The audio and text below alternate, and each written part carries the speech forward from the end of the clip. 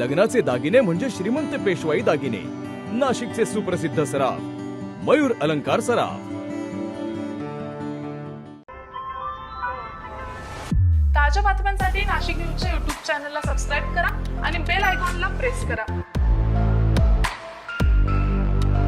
त्यांना मारहाण प्रकरणामध्ये आता आणखी एक धक्कादायक व्हिडिओ समोर आलाय। या व्हिडिओमध्ये टवाळखोरांनी पर्यटकांच्या गाडीचा पाठलाग करत चालत्या गाडीला लटकून हल्ला केल्याचा थरार स्पष्ट दिसतोय। नाशिकच्या इगतपुरी तालुक्यातील भावली धरण परिसरात पर्यटकांना मारहाण केल्याच्या प्रकरणात आता एक धक्कादायक व्हिडिओ समोर आलाय।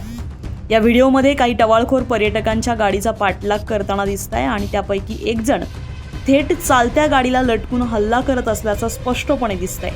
हा संपूर्ण प्रकार नाशिक मुंबई आग्रा महामार्गावर घडत असल्याचं या व्हिडिओतून स्पष्ट होत आहे। व्हिडिओमध्ये संबंधित हल्लेखोर काही अंतर गाडीला लटकलेला दिसतोय आणि त्यानंतर तो चालत्या गाडीवरून खाली हायवेवर पडतानाही कैद झालाय। या प्रकरणात फिर्यादींनी त्यांच्या तक्रारीत या प्रकाराचा उल्लेख केला होता आणि आता त्याच घटनेचा हा व्हिडिओ समोर आल्यानं प्रकरणाला अधिकच गंभीर वळण मिळालंय।